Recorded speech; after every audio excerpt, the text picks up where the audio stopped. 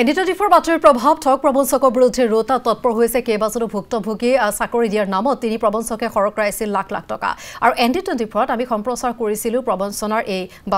বাতৰিৰ পাছতে ৰোতা থানাত এজাহাৰ দাখিল কৰিছে ভুক্তভোগীয়ে প্ৰবঞ্চক কিসমত আলী উৰফে ৰহিমউদ্দিনৰ বিৰুদ্ধে এজাহাৰ দিছে ৰোতাৰ জাৰগাঁৱৰ মুছাৰুফ হুছেইনে আৰু ভূমিৰ সমস্যা সমাধানৰ নামত লৈছিল 4 লাখ টকা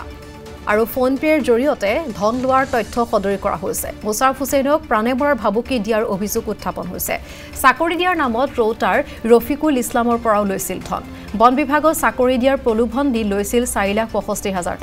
টকা ঘূৰাই বিচাৰিলে এছপিৰ হতুৱাই ঘৰৰ পৰা উঠাই নিয়াৰ ভাবুকি প্ৰবঞ্চক কিসমত আলীৰ বিৰুদ্ধে কঠোৰ ব্যৱস্থা গ্ৰহণৰ দাবী ভুক্তভোগীৰ মুখ্যমন্ত্ৰী আৰু ডিজিপিক ব্যৱস্থা গ্ৰহণৰ বাবে আহ্বান জনাইছে ভুক্তভোগীয়ে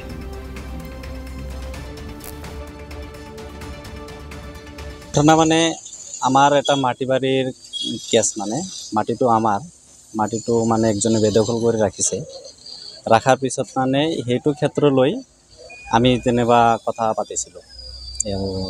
মিনিষ্টার লেভেলৰ মানে মানুহ বুলি গম পালো পোৱাৰ পিছত মানে তাৰ লগত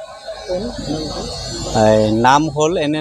ডাক নামটো কিসমত বুলি মাতে অৰিজিনাল নাম ৰহিমউদ্দিন আলী তো তাৰ লগতে একদিনা মানে কথা পাতিলো দাদা আমাৰ এনেকে মাটিটো আমাৰ তো এই মাটিখিনি মানে আমাৰ একজনে মানে দখল কৰি ৰাখিছে মাটিটো মানে আমি যেনেকৈ হলো মানে উদ্ধাৰ কৰিব লাগে বাবাৰ পৰা বেদখল কৰিবলৈ এনেকৈ ক'লো আৰু প্ৰমাণ পাতি সব দিলো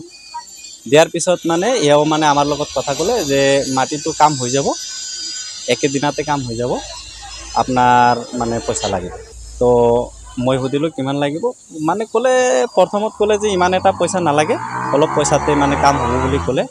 তাৰ পিছত কাম ষ্টাৰ্টিৰ পিছত আৰম্ভ কৰাৰ পিছত মোটামুটি ধৰক ধাৰ আৰু অনলাইন আৰু কেছ মোটামুটি 3 লাখ খৰচ তাৰ হাতত মই এতিয়া বৰ্তমান পাব লগা আছে